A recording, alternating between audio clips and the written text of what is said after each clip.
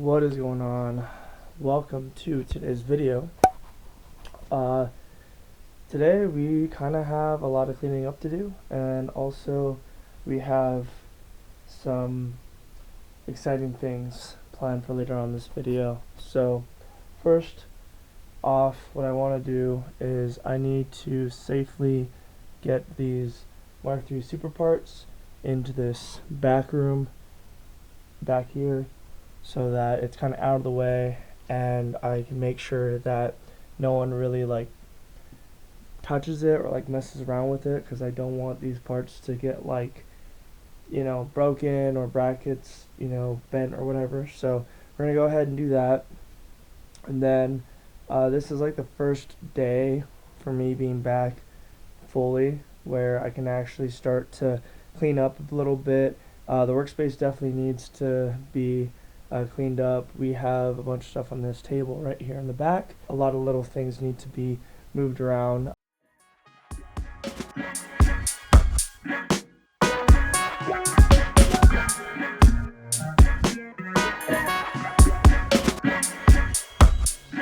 Search everywhere.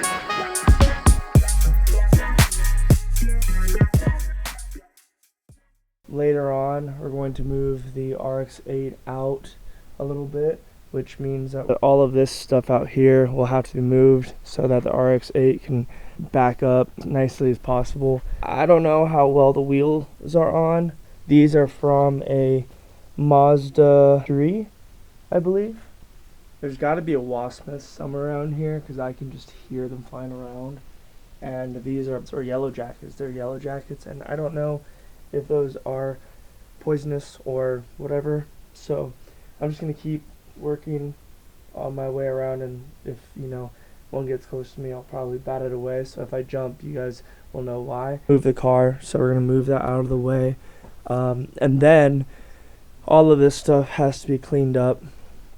But the most important part of this video, which I'm sure you guys are interested from the title, is we got another C009, which I'm very excited for and looking forward to. So this is the old one. It has the plate removed. What we have to do today is I'm actually going to take the bell housing off, which there's a snap ring. Oh, it's all of my parts right here. The snap ring in here, which you can see the gap between it to take it out. That needs to come off so that this bell housing can come off, because we're basically going to switch this bell housing with this, because obviously this one's not cut and I don't really want to get into cutting this one. I'd rather just swap them and have a bell housing that's not screwed up or anything like that. This is a C002, and this one, if I can turn it around, is a C002 as well. So I believe this one does not have the double synchros. It came out of a 2004 or 5 350Z, and this one came out of the same year, I believe. So with that being said, we got a lot of work to do. I'm really excited though that I have this one, because this one, the previous owners did say it had a 5th gear grind, which it isn't all that worrisome to me. And the reason why it isn't is because when it was explaining the 5th gear grind, he was saying when he was power shifting, it would kind of not lock him out, but it would kind of prevent him from getting into 5th. And I know that most people, when they're power shifting, they're not letting the synchros match up. And when the synchros don't match up, that's when you get that grind, because you're basically trying to push the hub through to a synchro that is not open for it, if that makes sense. So I'm really excited for this whole process.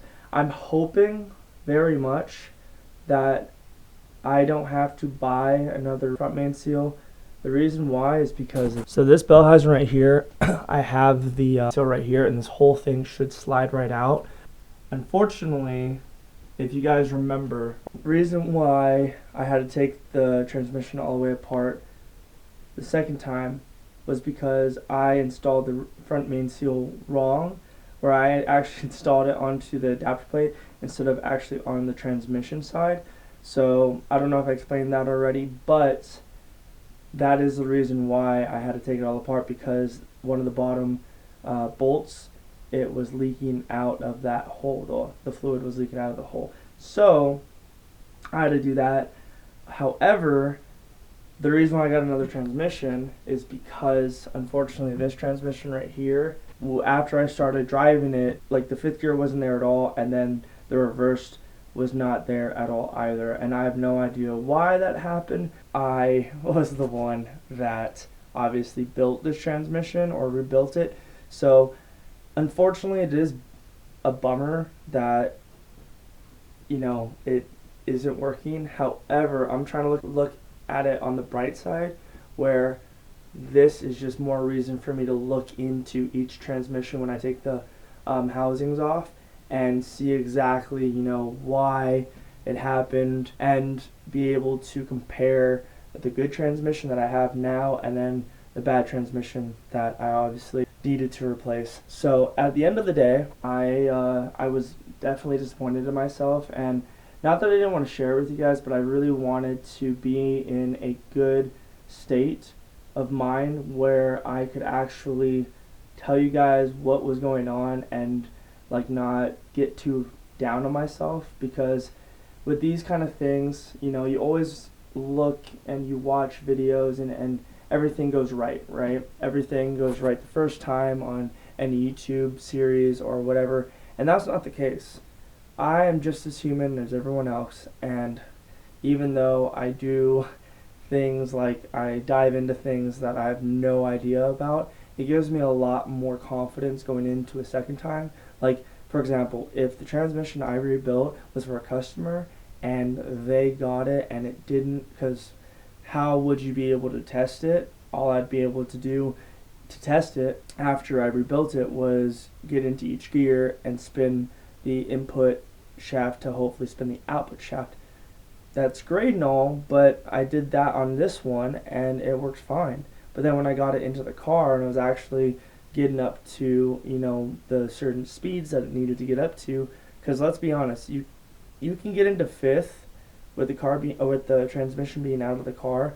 However, it's not going to have the same load, it's not going to have the same RPM speed, and there's a lot of factors that you can't replicate being outside of the car. So if this transmission had gone to a customer and that customer was like, yo, this fifth gear is not working, this reverse is not working, that's a lot of things that I would have to be like, oh, okay, cool, and try to come to some sort of agreeable conclusion with whoever the customer was. So because that all didn't happen, I now can be able to go into this transmission and figure out what I did wrong. So it's really a learning experience at the end of the day, and unfortunately, you have to learn some stuff the hard way, but I would rather learn it the hard way and it be my own than someone else's that I rebuilt. So what I'm going to go ahead and do, this transmission is R154 that I got from Vegas.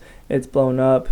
It was treated like any other drift transmission and clutch kicks and all that kind of stuff. So this one's going to go down somewhere on the ground away from everything, so that I can actually get to it. I don't really have plans for this right now, but my immediate plan is obviously to fix it, and then from there we'll figure out what car we want to put it in, if I want to put it in any car. Anyways, I am going to do the full drift motion billet kit on this, which I'm really looking forward to, and then obviously replacing all of the shifter cup, get a new shifter, all that stuff. I'm gonna have to go through drift motion for that, so this will be for another video, but I'm really excited to try this thing out because it is definitely robust, and when you put the right parts in it, it can handle some good power. Not as much as these, but some good power nonetheless. We're gonna dive into this one, and we're gonna see if we can get this one to this one's state by the end of the video. And I'm really glad that I got these components, because these roll pins right here are they're not difficult to get out, but they flare up when you use a punch. And the ones that I have from this one, not that they're not usable, but I'd rather not use them and just use these. So I'm really excited that I have all of this stuff that I can reuse. So let's go ahead and get into this.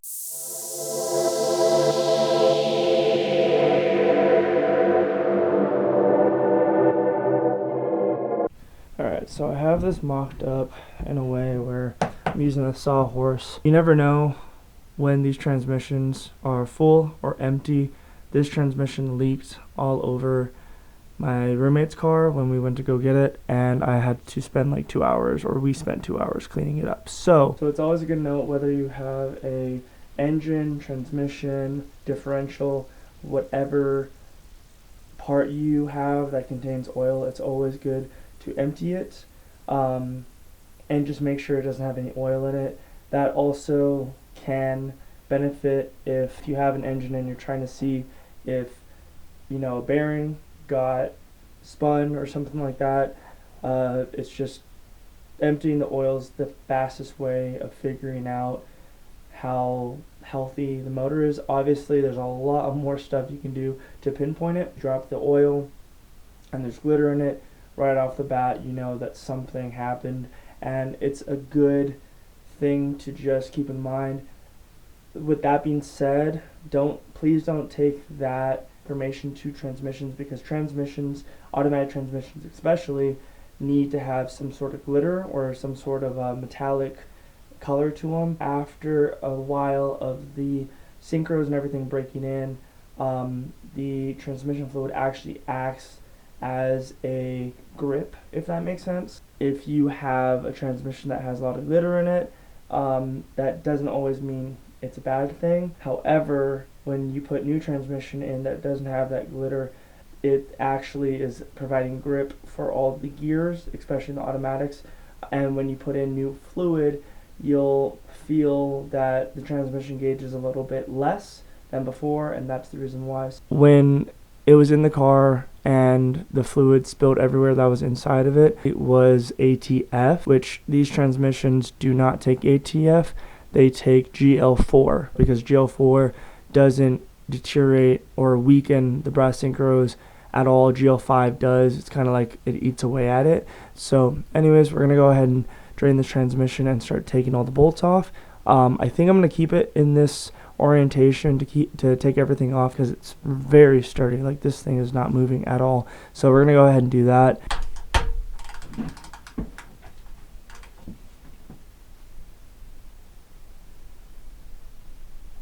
Oh, jeez. That was on there tight. My goodness.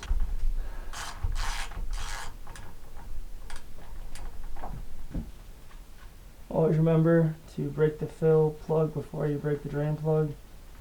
That way air can get into the system, and not only just that, you can make sure that if you get the drain plug off and don't get the fill plug off, then you're stuck without being able to fill your transmission up with fluid. Alright, let's try to get the drain plug off. I think this one's going to be a little bit tougher. Let's see what we can do, boys.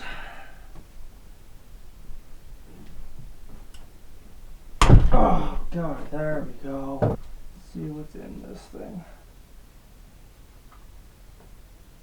I don't know why that smells like ATF. So now that we have that done, I'm going to go ahead and take this cover off. Really need to take the back side off just yet. That's only if we were taking this cover off, but we're just taking the front cover off. This is the neutral safety switch, I believe, and then the other one is the reverse switch. The one on the broken transmission is broken.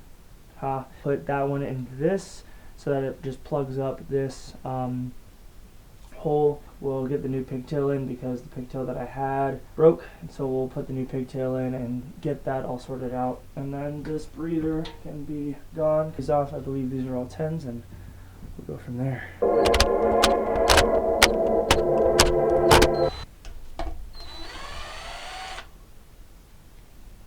Here's the spring right here. Yeah, we got this. I don't really use my 13 too much, so this is like the perfect reason to use them. Oh, there we go. I felt the budge, and now it's going. And then just pop these off with a 12. Yeah, this thing has never been opened before, which is a good thing. Search everywhere.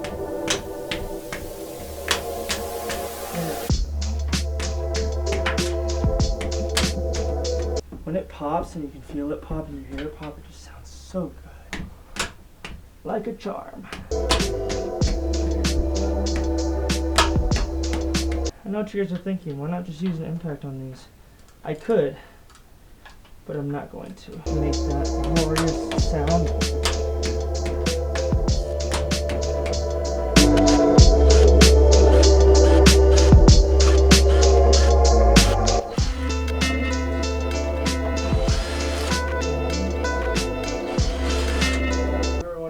To pick up a C9, best way to do it is take it by the back where the slip yoke joint goes in and the bell housing. Use the momentum to your advantage. Pick it up in one fell swoop and up on the table. Just like that. And you don't get your shirt too messy. I'm going to make quick work of this with my Makita Impact. I'm going to be doing a review on this drill soon. This drill is the best impact I've ever had, let's just say that.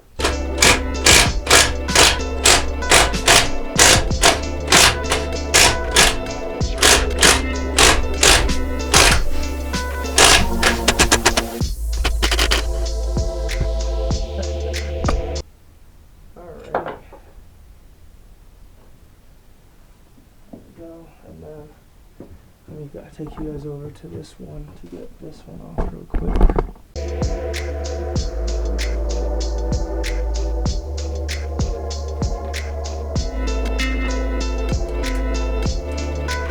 Got the other one off. Okay, so now that we did that, we are going to split the transmission apart. By the way, I want to give a shout out to my buddy JJ. He totally destroyed this dead blow, but actually it makes it better because now it works as a hammer, like a metal hammer instead of a plastic hammer. So shout out to you, my boy, if you're watching this. Weird School.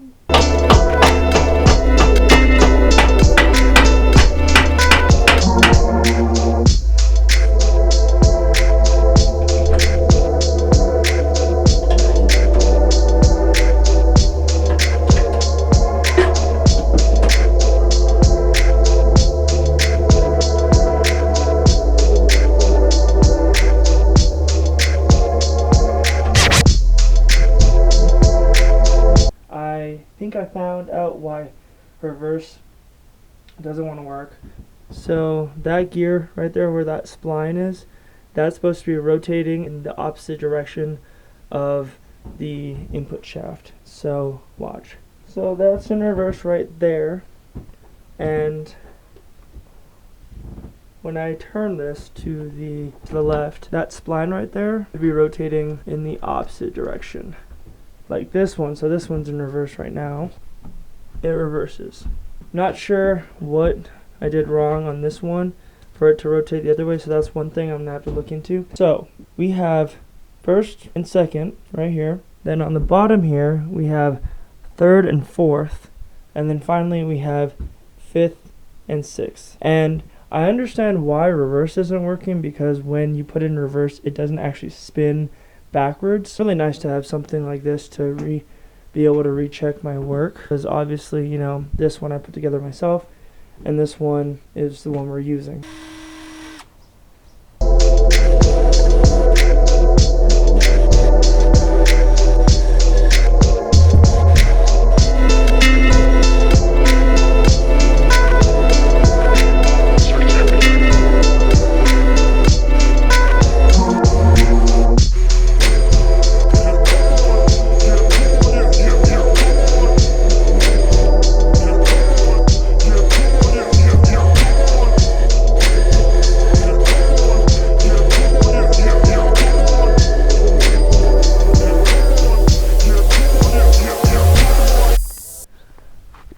So we finally got this surface all clean. It is very important to clean both this surface and the other surface on the transmission to make sure there is no RTV, because if there is, it won't seal correctly. All right, we're back. I took a little break to munch on some lunch real quick. Well, a late lunch. Not really lunch, it's just whenever I get to eat. But everything behind me right here is gonna have to get moved so that this thing can move over here.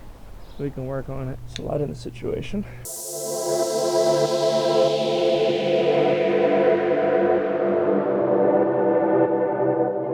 It's about to pour outside, and I am not trying to be in that. Put a thin layer around this side.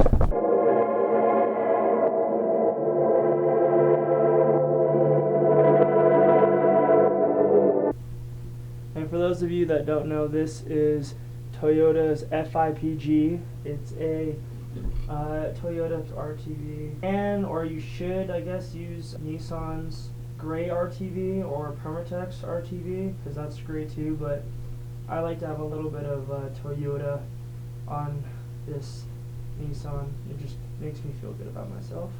And I'm putting way more than I need to, I guess. I keep thinking in my head, it's better to have more than less, even though the stock, when we put it off, it had a little bead everywhere. I'd rather put enough on it so that it seals nice and tight, because this bell housing has been through a lot.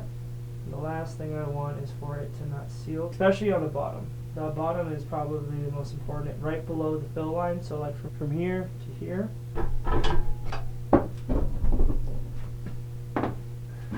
Now that we have the bell housing where it needs to be, some bolts in to line everything up. Lightly zip these in.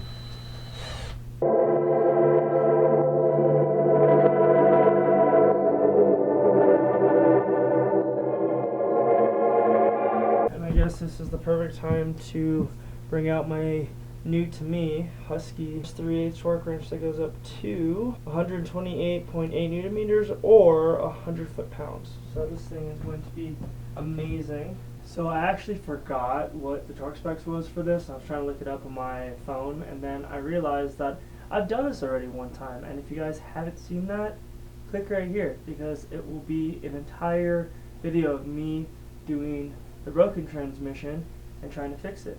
So yeah, if you guys are new here, I've done this once already, and this is my second time doing it. And it's not going to be my last, because I'm planning on rebuilding T999 R154s, W58s, maybe T56s if they need it. I'm not entirely sure. That's like a lot for me to, bite off, but 20 feet-pounds of torque. Let's get this thing in. 20 foot-pounds on the dot.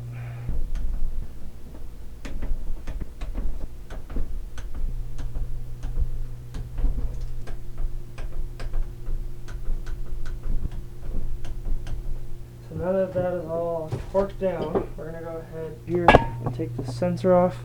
And by the way, you guys, just in case y'all didn't know, every single time after you're done with the torque wrench, always set it to 0 so that the weight can stay calibrated, because if you put it on another poundage and it stays there, that's going to become 0 and you're going to get inaccurate torques. So take care of your torque wrenches.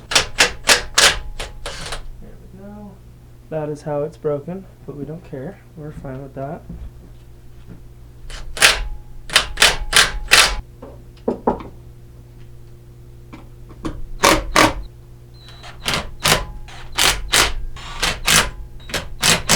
Alright, well, the sun is starting to set, and I am going to have to go take a shower because I am filthy. But, with that being said, I hope you guys enjoyed today's video. Getting 2 transmissions into one, and hopefully having some patience to wait for the bolts for the adapter plate to come in.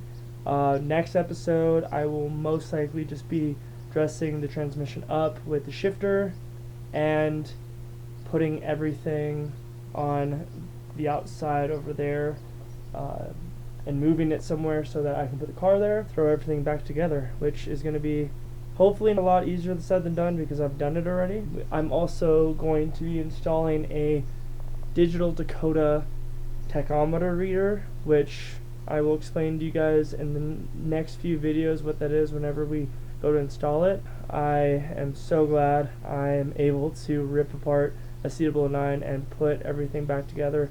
I still want to figure out why the old transmission is acting the way it is. I'm going to look into it a little bit further and see, because I definitely want to save that transmission, because we can definitely use it for another application, which I'm starting to think of ideas of what we can do. So that's going to be exciting as it is. Don't forget to like, subscribe, and comment. If you guys are new to the channel, we are going to be doing a lot more of these swaps, and hoping I have some big news for you guys in the next coming videos. Hopefully I can land a job at a warehouse up here that has a lot of racing equipment, and if I do, then that's going to be even better for the channel, because that'll speed up the process for a lot more things, and I'm extremely looking forward to all of that. Mark my words, guys, once the SC is up and running and I don't have to put any more time into that, I will be collecting more parts and getting everything ready for the Toyota 4Runner swap. So I'm hoping you guys are excited about that, because I am. I hope you guys just have a good day, because everything right now for me is just going in a very, very positive direction, and I hope I can share that positivity with you guys through these videos, and I hope you guys are learning something, because I'm learning something every step of the way. So till next time, guys, we'll see you soon, and never forget, guys, always stay positive and stay true to who you are. Have a good rest of your day.